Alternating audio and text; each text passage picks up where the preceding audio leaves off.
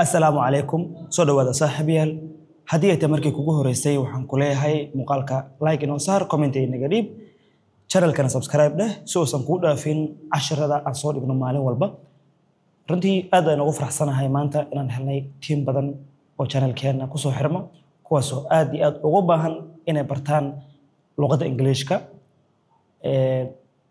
casharkeena maanta waxaan ku baran doonaa wax la yiraahdo conversation at school conversation macnaha wada sheekaysi hadii aan Soomaali ka dhigo iyadoo la wada joogo iskoolka conversation wuxuu dhaxmari doonaa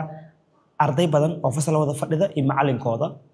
okay inaan isla faanaan rajaynaya at the school so at school waxay noqon kartaa laba arday ama waxay noqon kartaa laba macallin ama waxay noqon kartaa arday iyo macallinkiisa balse aan maanta waxaan ugu talagalay ardayda halkan ku xiran ee u baahan inay Ingiriiska bartaan iyo aniga oo wada sheekaysi ku jirna oo kale inaan ka soo qaadno oo aan wada baran doono luqadda Ingiriiska okay waxaan rajaynayaa inaan inta la faanay so hadii aan casharkeena guda galo ama muuqaalkeena aan guda galo waxaan baran doonaa conversation at school waxaan ku bilaabaynaa marka casharkeena teacher oo markaasi noo furi doono conversationka wuxuu ku bilaabi doona aan isla aragno good morning subax wanaagsan class fasalka ana fasal soo galay sideedad ha ahaado form 1 ha ahaado form 2 ha ahaado fasal soo dhex istaagay macallinka wuxuu yiraahday good morning class arday subax wanaagsan how are you today sidee leeyahay saaka ama maanta okay so how are you today qof haduu ku yiraahdo jawaabteeda waan naqaana oo waan arki doonaa then student ma ahan students so means waa fasalka ardayda ku jirto oo dhan 5 20 50 intee ahaataba good morning teacher subax wanaagsan macallin marka hore muxuu yiri good morning class so haduu xawaan good morning teacher good morning teacher okay we are fine sorry we are fine waan fiicannahay so we are fine we inaga are fine so we marka aragtid I am markay noqoto meeshaas are ma soo galayso so we are fine thank you waad mahadsantahay so haduu qof ku yiraahdo see tahay waxa dhaysa waan fiicanahay adiga sidee tahay or waad mahadsantahay intaba waa soo raacin kartaa okay inta la faanaan rajaynaya so we are fine thank you waad mahadsantahay macallin how are you marka waad mahadsantahay adiga sidee tahay qofku waa inaad ugu jawaabtaa waa polite language so macallinka wuxuu yiri I am doing very well aniga waan fiicanahay waliba si fiican thank you for asking waad ku mahadsantihiin sida aad ii weydiiseen today maanta marka wuxuu guda galay wixii maanta ay baran doonaan so we are going to learn waxaan baran doonaa okay sorry we are going to learn maanta waxaan baran doonaa we are going to learn waxaan baran doonaa maanta about daily routines maalintaada waxa aad qaban lahayd tusaale routine khaas ku ah ayaa jiro oo subax markaad soo kacdo ilaa habeenkii aad ka seexato aad qabato so macallinka maanta wuxuu yiri marka casharka maanta aad baran doono waxa waa daily routine okay hayno macnaheedu marka macallinka daily routine waxa waa a daily routine is something you do almost every day daily routine-ka waa wax subax walba ama maalin walba aad qabato usually at the same time xilli walba waa soo kacda subaxii waa dukataa so waa daily routine-ka haddoosan routine ku ahayn waxaas wax ku soconaya male waana wax waajib ku ah okay taas markii laga soo tago oo waajibka ah waxa kale oo jiro jadwal adigu ku degsan inaad subaxii soo kacdo cadaysato hadaad aalmita aado hadaad shaqo aado hadaad waxbarasho aado hadaad guriga ka shaqeynayso gabar aad tahay shaqadaada guriga aad gudagasho so waa daily routine okay student 1 ardayga koowaad wuxuu yiri teacher macallin what does routine mean routine maxaa waaye okay macallin waxa tiri daily routine ana maanta ka hadlayna so routine maxaa waaye inkastoo uu macallinka macneeyay laakiin waa sax ardayga inuu su'aasho weydiiyo ceeb maaha inaad su'aal weydiiso macallinka okay macallinka wuxuu yiri marka great question waa su'aal aad iyo aad u wanaagsan waa su'aal aad iyo aad u fiican a routine marka routine-ka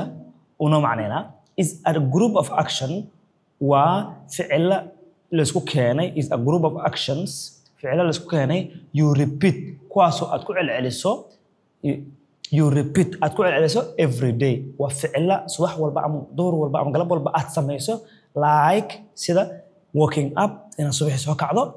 brushing your teeth aad cadaysato going to bed ama aad jiifanayso habeenkii dad waa jiifto dad waxa waa habeenkii waa shaqaystaan so going to bed is a routine xilli hore waliba aad saxato it helps you stay organized waxay ka caawinaysaa inaad noqoto qof isku aadan oo plan leh so haddii aadan routine lahayn ma tihid qof plan leh okay sida aniga hadda idin la hadlay routine aan leeyahay subaxii 4 saac markay tahay ama 5 saac markay tahay waa inaan 10 diyaariyaa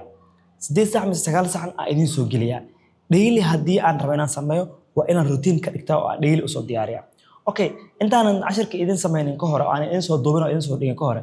1 hour 2 hour waxaan ku qaataa inaan 10ka idin diyaariyo maxaad u baahan tihiin maxay ardayda rabaan maxaa waaye mowduuca ugu muhiimsan ee ardayda caawin kara inay luqadooda fahmaan so means waa wax daily routine ah oo aan organize gareeyo aan plan gareysto habeenkii markaan seexanay si maalintii hadii ilaa caafimaad iyo nabad ugu gaarsiyo aan idin kugu soo dhigo so waa routine adiga marka waxa routine ku ah markaan 10 soo dhigo inaan 10 ka daawato qalin buug qaadato aad akhristo dhageysato aad qorato wixii ku muhiimsan aad ku celceliso waa routine waayo waxa tahay arday u baahan inuu wax barto so ardayga routinekiisa waxa waaye wax barashada inuu daily maalin walba 1 saac ama 2 saac ama 3 daqiiqo kamid ah noloshiisa maalintii uu wax barto okay taas waa mid marka so routine-ka ardayga si fiican ayaa looga jawaab weey marka like waking up and going to school okay macnaha wuxuu yiri waaw ma sida adoo iskool aadayso inaad subax soo kacdo iskoolka aadan iyadoo routine waay macalinku wuxuu yiri exactly yes okay those are parts of many students routine taasi waa qayb kamid ah qaybaha ardayda dhan routine-kooda okay routines helps routine-ka wuxuu ka caawiyaa ama wuxuu ka caawinayaa as anaga use our time wisely yes haddii aadan plan lahayn ama qorshe aadan lahayn waqtiga ciriiri ayuu kugu noqonayaa so routine-ka wuxuu naga caawiyaa in waqtigeena aan u maareyno sida ugu wanaagsan ee ugu fiican okay teacher marka macalinka soo hadlo wuxuu yiri can anyone ma idinku jiraa qof share their morning routine kaasoo nagu macnaha nala share gareyn kara ama noo sheegi kara their routine maalintooda waxay qabtaan with the class fasalka noo sheegi kara arday intuu istaaga dhihi kara subaxii maalin walba waxaan qabtaa ma jira ardayga saddexaad soo bad wuxuu yiri yes I woke up at 6:30 waxaan soo kacaa 6:30 oo subaxii ah then I make my bed marka sariirta aan ka soo kaca ayaan toosistaa oo aan samaystaa macnaha dadku waxa waaye dadna waxa waaye sariirta markay ka kacaan ma ku soo noqdaan dadna sariirta markay soo kacaan way toosiyaan then wuxuu yiri marka brush my teeth plankiis ayuu noo sheegayaa uu soo kacaa 6:30 sariirtiisu hagaagsadaa then adaygu aadaa wash my face wajigaan dhaqdaa and eat breakfast quraacna waan cunaa okay so ardaygaas waxa laga yaabaa uusan 6:30 kacay anaga soo muslim aan ahay 5:04 something aan kacana marka hadaa marka adaygaan qabilaabana waa soo cadaysana soo muslim aan soo laga yaabo qofka ardayga cashirka marka uu ku socdo inuu yahay arday fahmi karna so after that markaas kadib I put on my school uniform you see I put on my school uniform qofka ma qobaysan uniform hore ka xirto so waa ka duwanahay aniga I put on my school uniform and walk to school kadibna waxaan u looyaa iskoolka so perfect was schedule subax walba ardayga iskoolka aaday oo sameeyo okay very good with macalinka thank you oo maasan tahay macnaha waa wax fiican aan sameeyay that is a clear and a healthy routine wow waa clear waa nadiif waa waadax healthy waayo caafimaad waayo does anyone else want to share sidoo kale ma idinku jira qof kale oo raba inuu nala share gareeyo routine-kiisa okay intaas inaad la fanarjeynaya okay student 4 ayaa soo istaaga wuxuu yiri I usually wake up late marka kan waa ana amal lazy waaye I usually wake up late waxa soo kaca xilli dambe at around 7:30 hal saac bar ayaan soo kaca then I rush to get ready waan ku bobsiista oo degdeg ayaan waxaan ku samaystaa inaan wixii dhaqso aan ku diyaarsado grab my bag boorsadeed ayaan daf soo siistaa and run to school so ardaygan laga yaabo markuu salaada subax tukado hadii uu muslim yahay uu ku noqdaa then hal saac badu soo kaxa uu isbobsiya uu soo carraa iskoolka orod ku imaada so chance uu isku diyaariya ma haysto degdeg ayuu iskoolka imaada then everyone laughs qof walba ku qosli marka okay teacher marka macalinka that is funny taasi aad ay u tahay mid la yaab leh ama soo qosol badan but remember laakiin xasuusna waa leeyahay marka waking up late can make you feel stressed inaad subaxii late soo kacdo xilli dambe soo kacdo aad dahdo waxay ka dhigaysaa mid lazy ah arday lazy ah oo aan wax baranaynin ama fahmaynin okay So going to bed early inaad xilli hore seexato helps you wake up on time. waxay kaa caawinaysaa inaad xilli hore soo kacdo xilli saxda ah oo aad u baahan tahay inaad isdiyaariso aad isku diyaarin karto inaad soo kacdo keeps you calm in the morning. taasina waxay kaa dhigaysaa ama ay ka dhigaysaa subaxaaga mid degan. laakiin haddaad orod soo baxdo adoo stress kugu furan yahay buuq kugu furan yahay ayaad fasalka soo galaysaa ama shaqadaad imaanaysaa. Okay, si lamid ah dadka shaqada aadana way ku socotaa schedule-kan laakiin iskoolka kaliya maaha. haddaad shaqo aado oo aad muuqaalkan daawanayso wuu ku anfacaya. Student 5, teacher, su'aal weydiinado saan rajaynaya. So teacher, macallin, what time should a student go to bed? saacadee waay ama waqtigee waay inuu ardayga sariirta aado. So going to bed means going to sleep, inaad jiifato habeenkii. Okay, teacher marka wuxuu yiri macallinka, most student arday kasto ama ardayda ugu badan intaba should sleep at about 8 to 9 hours, inay jiiftaan mis ay saxdaan ugu yaraan 8 saacadood mis 9 saacadood. So if you wake up at 6, haddaad subaxii soo kacda 6 12 subaxnimo, it's good to sleep around 9. haddii subaxii 12 soo kacdo, haddii habeenkii 3 saac seexatid waa perfect, ama 4 saac habeenimo waa xilliga ugu fiican oo ardayga seexan karo. waayo schedule-ka bari inuu diyaarsanayo, soo dukanayo, casheynayo, 2 saac 3 saac ku gaaraysa, 4 saac doo saxdo waa okay, waqti ugu fiican. Then student 6, teacher, macallin, is it good to skip breakfast? Sorry, miyay tahay wax fiican in qofka uu quraacda ka tago? Okay, anaga badan Soomaali ahaan kanane ardaydeena subaxii quraacda boobsiis ay ku baxaan oo nin walba orday ku baxaa ma quraacdaan. macallinka markuu wuxuu doonaa no, ma ahan mid fiican. It's not a good idea. ma ahan fikrad fiican. Breakfast quraacda gives you energy. waxay ku siinaysaa tamar to learn and pay attention in class. si aad wax u barato aadna maskaxdaada ay u joogto fasalka dhexdiisa oo aad wax u fahanto, waxay ku siinaysaa tamar quraacda. Even a simple breakfast, xitaa mid ugu fudud sida bread, rootiga, fruit, miraha ama qudaarta, or porridge. Porridge means mishaari is helpful. So quraacyaha ugu fudud galaas mishaari ah, 2 xabo oo hal liin ay hal oo tufaax ah, fruit yar ama tamar yar, ama rooti iyo koob shaah, waxay ku siinaysaa maskax degan oo aad wax ku fahmi karto. waayo calool baahan wax ma baran karto, calool dhergan ay wax baran karto. Okay, so waa fikradda ama fursadda ama talada kaliya oo qof ku siin karo. quraacda hadda ka tagto maanta dhawaad hamaansanaysaa, waad baahan tahay, stress ku hay, fikra ku hay, caloosha way qaylinaysaa. So ma haysid mood aad wax ku barato. Okay, what about after the school routine? Okay, iskoolka markaan imaano kadib oo aan guriga ku noqono, maxay tahay routine-ka marka aan qaban karno? macallinka wuxuu yiri marka good question, su'aal fiican waa. after school iskoolka markaad ka rawaxdaan oo guriga aadaan, you can rest a little. You can rest a little. waad nasan kartaa xogaa. do your homework, shaqada iska qabo oo ku taalo oo macallinka uu soo siiyey assignment-yada guriga ku soo qabo lagu dhahay. help at home and play. So caawi dadka family-ka jooga, hooyo, aabe, caruurta guriga jooga ama abayaal, haddaad caawin karto caawi. then play, xogaa yar naso. a balanced routine dhammaystiran oo balance ah oo xilliga iskoolka aadaysid iyo xilliga imaanaysid siman haddaad haysato, helps your body, waxay caawinaysaa jirkaaga and mind, maskaxdaada stay healthy, inay noqdaan mid maskaxdaada iyo jirkaaga siisa caafimaad degan. waayo haddii quraacdaada xilli fiican aad cunto, xilliga iskoolka aadaysid xilli fiican ka imaado, aan nasato, shaqada aad qabsato, xilli hore aad saaxato, means jirkaaga iyo maskaxdaada waxay ahaanaysaa kuwa caafimaad qaba oo dhammaystiran. ardayda ayaa la hadlayaa si fiican weliba. Okay, student 8 marka wuxuu yiri teacher, macallin, sometimes I forget my routine. xilli qaar waan ilaabaa routine-kayga. Okay,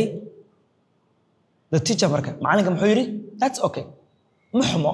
wax saas weyn ma ahan. you can write your routine. haddaad hilmaamto qor